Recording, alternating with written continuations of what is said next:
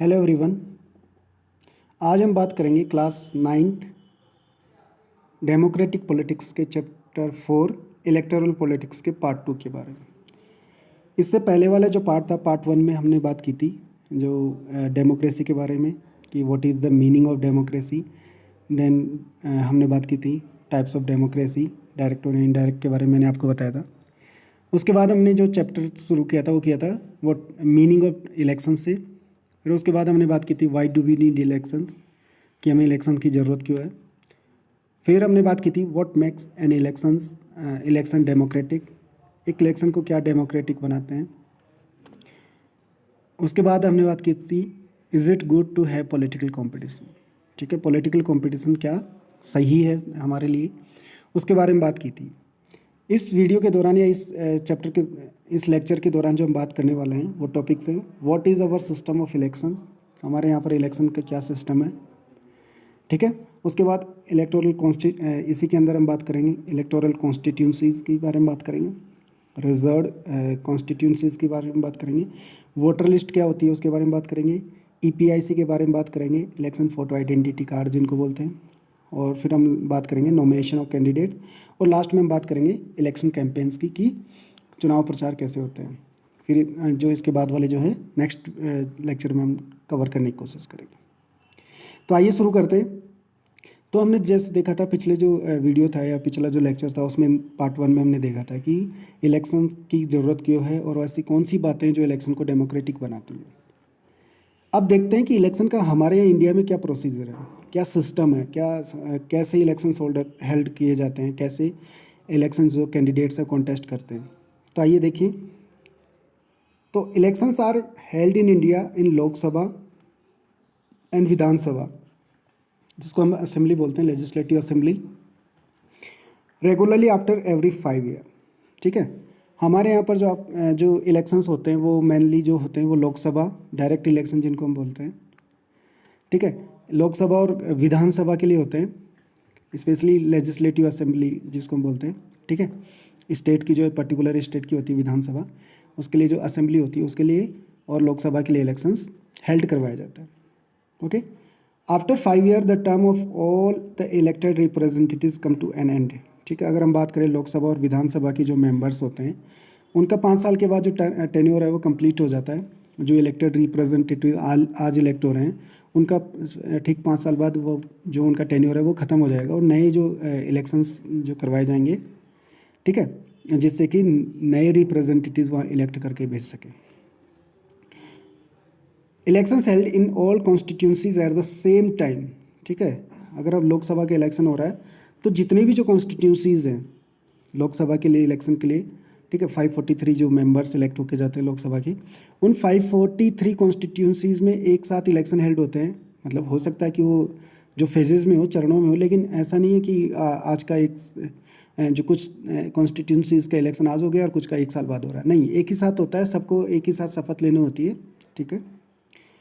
इधर one on the same day और within a few days is called general election. ये जो election होते हैं जो टेन्योर ख़त्म होने पर जो इलेक्शन करवाए जाते हैं, जो एक फिक्स इंटरवल है हमारा 5 साल के बाद जो इलेक्शन होता है that is known as the general election, या जो ये है जनरल इलेक्शन के नाम से जाने जाते हैं, इन्हें आम चुनाव भी बोलते हैं हिंदी में, ठीक है। तो एक ही दिन होते हैं या कुछ दिन के अंतराल में हो सकते हैं, लेकिन गवर्नमेंट एक ही साथ फॉर्म करते हैं। कई बार क्या होता है, sometimes elections are held only for one constituency to fill the vacancy caused by death और रेजिग्नेशन ऑफ ए मेंबर। कई बार होता है कि जो एक पर्टिकुलर कॉन्स्टिट्यूंसी है उसमें किसी जो इलेक्टेड मेंबर की डेथ हो जाए या वो रिज़ाइन कर दे किसी कारणवश, तो वहाँ से जो पर्टिकुलर जो कॉन्स्टिट्यूंसी है उसमें जो इलेक्शन हेल्ड करवाए जाते हैं उसको हम जानते हैं this is called a by election, उपचुनाव बोलते हैं उनको, ठीक है। बाई इलेक्शन जब भी कोई कॉन्स्टिट्यूंसी जो वैकेंट हो जाती है या जो वैकेंसी जो खाली हो जाती है, ठीक है, तो वहाँ पर जब इलेक्शन उस पर्टिकुलर कॉन्स्टिट्यूंसी में जब हेल्ड करवाए जाते हैं तो उसको हम बोलते हैं बाई इलेक्शन या उपचुनाव। अब बात करते हैं कि जो कॉन्स्टिट्यूंसी है वो क्या होती है। इलेक्टोरल जो कॉन्स्टिट्यूंसी है उसके बारे में जानने की कोशिश करते हैं कि ये क्या होती है, ठीक है, या इसको हम बोलते हैं चुनाव क्षेत्र भी बोलते हैं, कि जहाँ पर कैंडिडेट जो है डिफरेंट पार्टीज़ के वो खड़े होते हैं कॉन्टेस्ट करने के लिए इलेक्शन में, okay. India is divided into different areas for the purpose of election. ठीक है, इंडिया को मैंने बताया कि अगर लोकसभा की बात करें हम लोग, तो लोकसभा के हिसाब से लगभग जो पूरे 543 जो एरियाज़ में डिवाइड किया हुआ है पूरे इंडिया को, जिससे कि वहाँ से जो पर्टिकुलर एक कॉन्स्टिट्यूंसी उससे एक मेंबर इलेक्ट करके भेजा जा सके।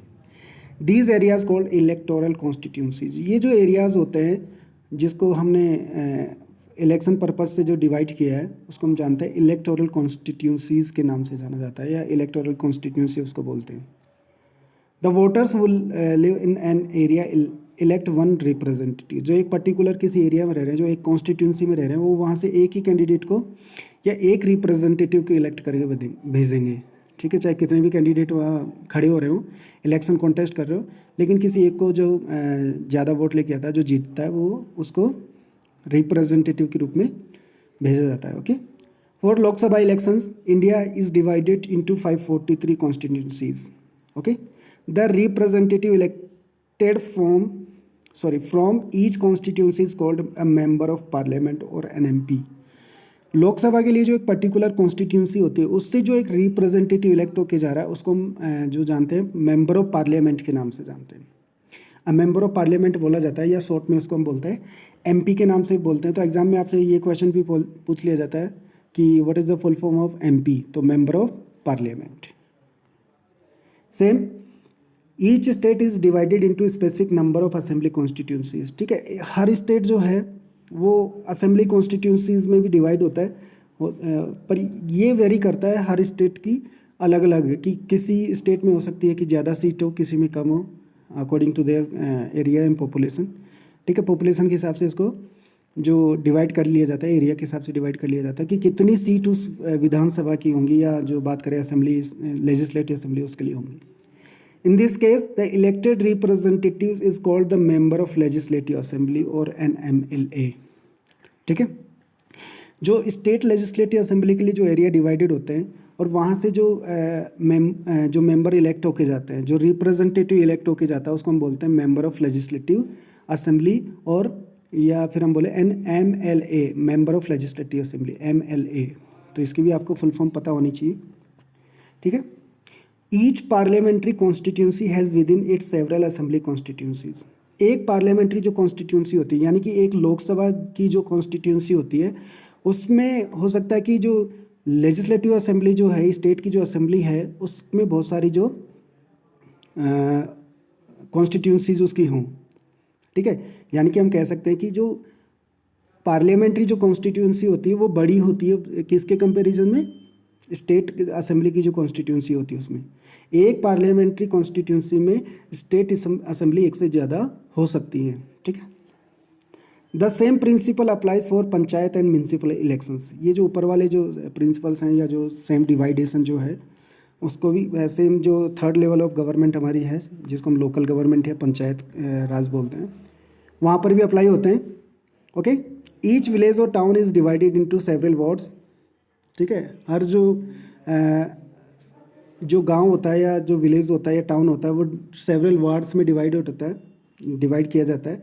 दैट आर लाइक कॉन्स्टिट्यूंसी, जिनको हम जैसे कि कॉन्स्टिट्यूंसीज होती है लोकसभा में और लेजिस्लेटिव असेंबली इलेक्शंस में, वैसे सेम पंचायती राज में क्या होता है, पंचायत जो इलेक्शंस होते हैं, म्यूनसिपल इलेक्शंस होते हैं, उनमें जो विलेज और टाउन होते हैं वो अलग अलग वार्ड में डिवाइडेड होते हैं, जिनको हम जो एक कॉन्स्टिट्यूंसी भी बोल सकते हैं उस पर्टिकुलर उसकी। ओके,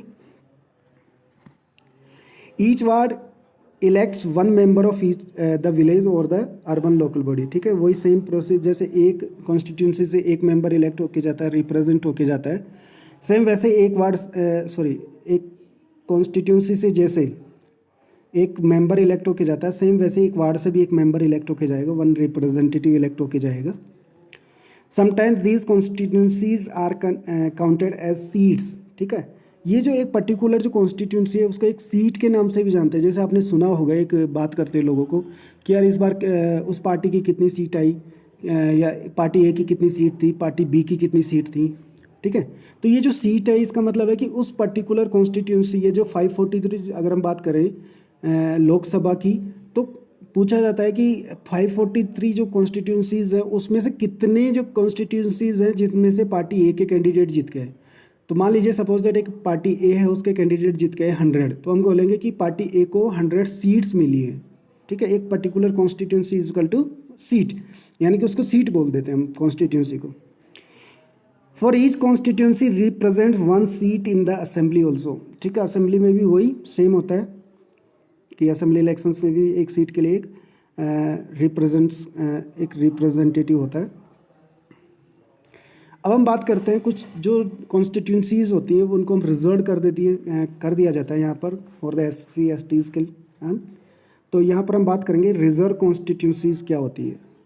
रिजर्व जो कॉन्स्टिट्यूंसीज होती है उसका मतलब है some constituencies are reserve for the people who belong to the scheduled castes, जिनको SC बोलते हैं, एंड शेड्यूल्ड ट्राइब्स ST।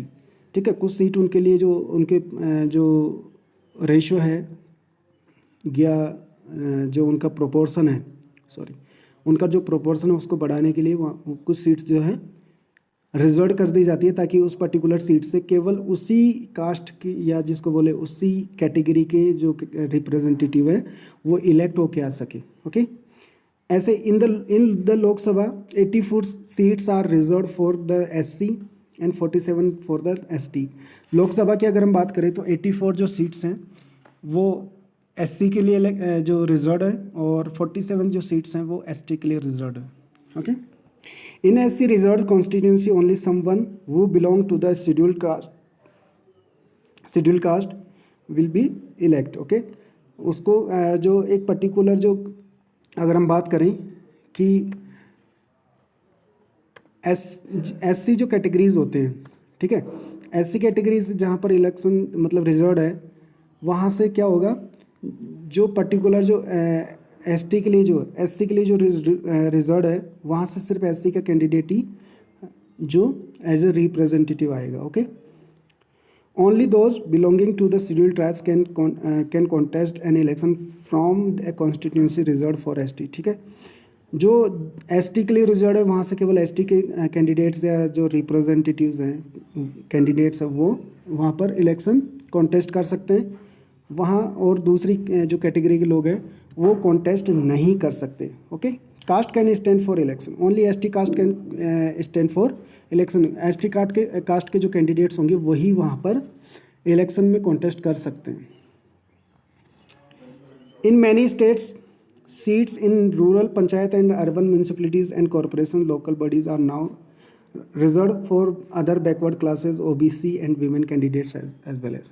ठीक है, यहाँ अब बात करें तो जो कुछ स्टेट्स ऐसे भी है जो अपनी जो लोकल गवर्नमेंट है जिसको हम बोले पंचायत जो है और म्यूनिसिपल कॉरपोरेशंस हैं, म्यूनिसिपलिटीज़ हैं, ठीक है, वहाँ पर जो हैं कुछ OBC के लिए और वीमेंस के लिए वहाँ भी सीट्स रिजर्व की गई है।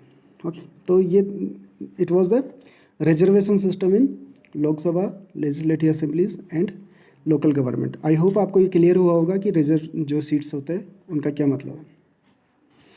नाउ अब हम बात करते हैं कि इलेक्शन जो कॉन्टेस्ट करने जाते हैं तो हमें कैसे पता चलेगा कि जो किसको वोट देना चाहिए या किसको मना करना है। तो उसके लिए क्या होता है, कुछ एक लिस्ट बना दी जाती है कि these peoples are eligible for the caste their vote. ठीक है, उनके वोट को कास्ट करने के लिए एलिजिबल है। तो यहाँ पर हम वोटर लिस्ट की बात करते हैं। In a democratic election, the list of those who are eligible to vote is prepared much before the election and given to everyone। ठीक है, यहाँ पर अगर हम बात करें तो वोटर लिस्ट क्या होती है कि जो एक डेमोक्रेटिक इलेक्शन में एक लिस्ट पहले से तैयार कर ली जाती है जो वोट करने की योग्यता रखते हैं या एलिजिबिलिटी रखते हैं, उनकी जो एक लिस्ट काफ़ी पहले ही तैयार कर ली जाती है और सबको दे दी जाती है ताकि लोगों को पता चल जाए कि कौन वोट देने के लिए एलिजिबल है और कौन नहीं है। Which is officially called electoral roll, जिसको हम ऑफिशियली किस नाम से जानते हैं, इलेक्टोरल रोल या मतदाता सूची आपने सुना होगा, उसके नाम से जानते हैं। ओके, और commonly known as the voter list. ठीक है, कॉमनली इसको या बोलचाल की भाषा में इसे वोटर लिस्ट भी कहते हैं। तो ये वोटर लिस्ट आपको समझ में है कि वोटर लिस्ट क्या होती है। एक लिस्ट होती है जिसमें जितने भी जो एलिजिबल जो लोग होते हैं वोट देने के लिए उनके नाम इसमें होते हैं और जो पहले से ही तैयार करके रखी जाती है जब इलेक्शन होने होते हैं। It is the responsibility of the government to get names of all the eligible voters put on the voters list। ठीक है, ये गवर्नमेंट की रिस्पॉन्सिबिलिटी होती है। आप भी देखते होंगे कि जैसे ही किसी की 18 ईयर कंप्लीट होती है तो वहाँ पर जो है उनके नाम ऐड कर दिए जाते हैं। तो ये गवर्नमेंट की रिस्पॉन्सिबिलिटी है कि जो भी एलिजिबल हो गया है वोट डालने के लिए उसका नाम उस सूची में होना या लिस्ट में होना ज़रूरी है। ठीक है, तो ये you can see this is the voter list. ठीक है, ये वोटर लिस्ट है जिसमें फ़ोटो होती है और उस एरिया कॉन्स्टिट्यूंसी का नाम होता है। ठीक है, कहाँ से वो ऊपर लिखा होता है। और इसके अलावा यहाँ पर जो कैंडिडेट जो वोट डालने जा रहा है उसका नाम होता है, उसके पिता का नाम होता है, एड्रेस होता है, एज होती है, जेंडर होता है। ठीक है, और यहाँ पर एक नंबर भी लिखा होता है। ठीक है, जो उसके वोटर लिस्ट नंबर बोलते हैं। ओके, तो आई होप ये आपको समझ में आया होगा कि वोटर लिस्ट क्या होती है। अब बात करते हैं ईपिक क्या होता है, जो ईपीआईसी क्या होता है, इलेक्शन फोटो आइडेंटिटी कार्ड। ये आपने देखा होगा कि जब हम लोग वोट डालने जाते हैं, ठीक है, तो एक आइडेंटिटी आपको शो करनी होती है। जब भी आप वोट डालने जाएंगे तो आपको एक आइडेंटिटी कार्ड शो करना होता है। तो वो जो गवर्नमेंट के द्वारा जो वोटिंग पर्पज़ के लिए आइडेंटिटी कार्ड बनाया जाता है उसको हम बोलते हैं ईपीआईसी है, election photo identity card. The voters are required to carry election photo identity card when they go out to vote so that no one can vote for someone else. ठीक है, ये इसलिए बनाई जाती है ताकि आपकी जगह कोई दूसरा कोई वोट ना दे दे। जिसके पास जो वोट डालने जा रहा है उसकी अपनी खुद की आइडेंटिटी कार्ड होनी चाहिए, उसकी फ़ोटो से मैच करनी चाहिए। But the card is not yet compulsory for voting as voters can show many other proofs of identity like the ration card और द ड्राइविंग लाइसेंस। जो अब यहाँ पर ये ज़रूरी नहीं कि आपको सिर्फ वोटिंग का जो ईपीआईसी लेके जाना या vote election photo identity card ही लेके जाना तभी आपको वोट डालने दिया। आपके पास और कोई भी फ़ोटो आइडेंटिटी कार्ड हो सकता है, जैसे आपका ड्राइविंग लाइसेंस है, राशन कार्ड है, इवन आपका पैन कार्ड है, ये आधार कार्ड है। ये आप जिस पर आपकी फ़ोटो और गवर्नमेंट आईडी है वो आप दिखाकर वोट दे सकते हैं। ठीक है, ये आपका जो है इस फ़ोटो आप देख रहे होंगे कि ये फ़ोटो आइडेंटिटी कार्ड होता है। इसमें आप जो वोटर है उसकी फ़ोटो होती है, यहाँ पर उसका इलेक्टर्स नेम होता है, फादर्स नेम होता है, जेंडर होता है और डेट ऑफ बर्थ होती है, ईपीआईसी नंबर होता है। ठीक है, अब बात करते हैं कि ये सब तो हमारे बारे में हो गई कि हम कैसे हो गए। अब कैसे एक नॉमिनेशन कैसे भरा जाएगा कैंडिडेट का। ठीक है, जो मान लीजिए कोई व्यक्ति है वो जो कॉन्टेस्ट करना चाहता है, anybody want to contest in election, what is the procedure to nominate a candidate. कि एक कैंडिडेट को नॉमिनेट करने का या उम्मीदवारों का जो नामांकन होता है, नॉमिनेशन होता है, उसका प्रोसीजर क्या है, तो उसके बारे में हम बात करेंगे कि नॉमिनेशन ऑफ कैंडिडेट्स कैसे उनको फॉर्म वगैरह भरवाया जाता है। Anyone who can be a voter can also become a candidate in elections. ठीक है, जो एक वोटर हो सकता है वो एक कैंडिडेट भी के रूप में इलेक्शन भी लड़ सकता है। बट यहाँ पर एज का थोड़ा सा क्राइटेरिया है, the candidate should be minimum of 25 year age. लेकिन आपको पता है कि वोटिंग जो राइट है वो 18 ईयर में मिल जाता है, लेकिन जो आपको एज ए कैंडिडेट अगर आपको पुटअप कॉन्टेस्ट करना है, इलेक्शन कॉन्टेस्ट करना है, तो आपको क्या करना है, आपकी कम से कम एज जो है वो 25 ईयर होनी चाहिए, तब जाके आप नॉमिनेशन भर पाओगे इलेक्शन के लिए। Every person who wishes to contest an election has to fill out a nomination form and give some money as security deposit. ठीक है, जो भी व्यक्ति जो चुनाव लड़ने का इच्छुक है या जो इलेक्शन लड़ने का डिज़ायर रखता है, विश रखता है, उसको क्या करना होता है, एक फॉर्म भरना होता है जिसको हम नॉमिनेशन फॉर्म बोलते हैं, नामांकन पत्र जिसको बोलते हैं। और यहाँ पर सिक्योरिटी के रूप में उसको कुछ मनी डिपॉजिट करनी होती है, जिसको सिक्योरिटी डिपॉजिट बोला जाता है। अब यहाँ पर the candidates has to make a legal declaration giving full details of. यहाँ पर जब फॉर्म भर रहे होते हैं तो कुछ फॉर्म भरते वक्त उनको कुछ डिटेल्स यहाँ पर शो करनी होती है उस फॉर्म के अंदर। वो क्या क्या होती है, serious criminal cases pending against the candidate, कि जो कैंडिडेट जो इलेक्शन लड़ना चाहता है उसके अगेंस्ट में कोई अगर क्रिमिनल केसेस पेंडिंग है तो उनको वहाँ पर बताना होता है कि मेरे अगेंस्ट में ये केस पेंडिंग है या ये जो अंडर ट्रायल जो भी है ये चल रहा है। Details of the assets and liabilities of the candidate and his और हर फैमिली। ठीक है, जितने भी जो एसेट्स हैं, जितनी भी जो उसकी प्रॉपर्टीज़ हैं, उनके बारे में वहाँ पर डिटेल देनी होती है। और जो लाइबिलिटीज़ है, कितना पैसा किसी को चुकाना है या कितना उधार ले रखा है, वो सारी चीज़ों की खुद की और उनकी जो फैमिली है उसके बारे में वहाँ पर डिटेल देनी होती है, जो भी कैंडिडेट इलेक्शन लड़ना चाहता है उसको। Educational qualification of the candidate, ठीक है, एजुकेशनल क्वालिफिकेशन के बारे में वहाँ भरना होता है कि कौन कितने जो क्वालिफिकेशन उनकी है। This information is made available to the public so that voters can make their decisions on the basis of the information provided by the candidates.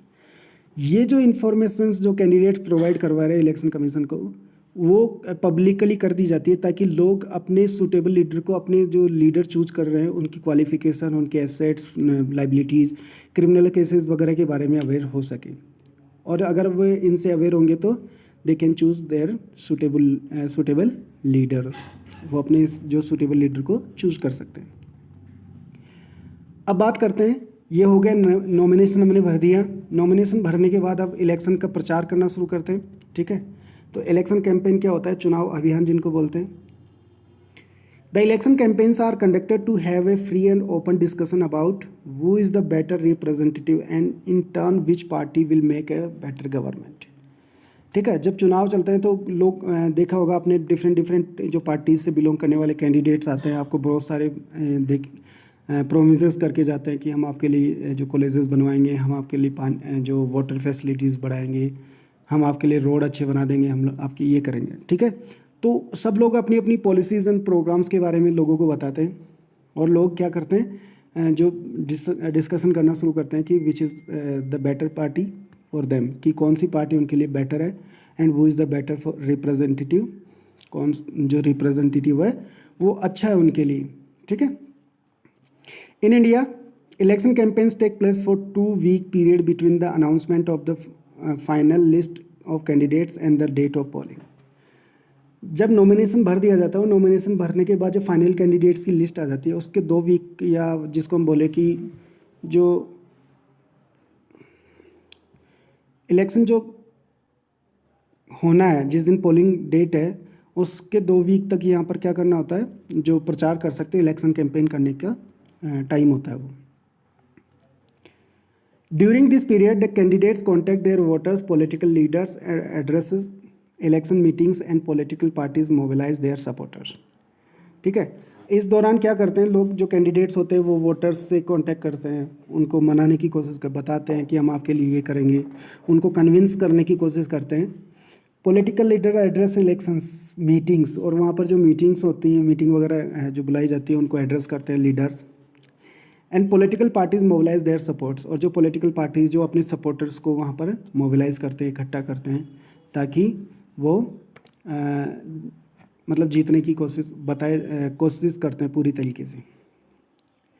According to India election law, no party और candidate can, देखिए अब ये जो India के जो law हैं, ठीक है, उसके हिसाब से कोई भी पार्टी या कैंडिडेट क्या क्या नहीं कर सकता, वो तो हमने देख लिया कि क्या क्या कर सकता है। अब क्या क्या नहीं कर सकता, तो ये देखो, सबसे पहले तो ब्राइब और थ्रेटन वोटर्स, किसी भी जो वोटर को या जो मतदाता है उनको घूस नहीं दे सकता, ब्राइब नहीं दे सकता, धमकी नहीं दे सकता, ठीक है। अगर ऐसा कोई करता है तो उसकी जो टिकट है वो इलेक्शन कमीशन कैंसिल भी कर सकता है, okay. Appeal to them in the name of caste और रिलीजन, ठीक है, उनसे कास्ट और रिलीजन के नाम पे वोट नहीं मांग सकते किसी से भी, आपकी पर्टिकुलर कास्ट में बिलोंग करता हूँ या आपसे किसी पर्टिकुलर रिलीजन को आप नीचा नहीं दिखा सकते, या उसके नाम पर किसी पर्टिकुलर रिलीजन के नाम पे आप वोट नहीं मांग सकते।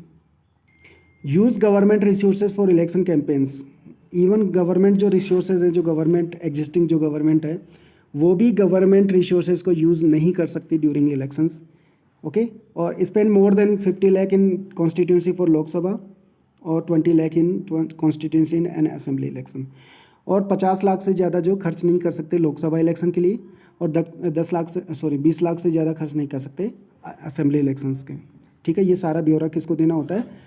इलेक्शन कमीशन को देना होता है, पार्टीज़ को, पॉलिटिकल पार्टीज़ को और कैंडिडेट्स को, ओके।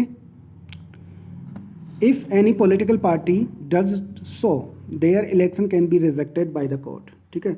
अगर फिर भी कोई पॉलिटिकल पार्टी ऐसा करती है, लॉज को तोड़ती है, तो उसकी जो उनका जो इलेक्शन है वो रिजेक्ट किया जा सकता है कोर्ट के द्वारा। In addition to the laws, all the political parties in our country have agreed to model code of conduct for election campaign.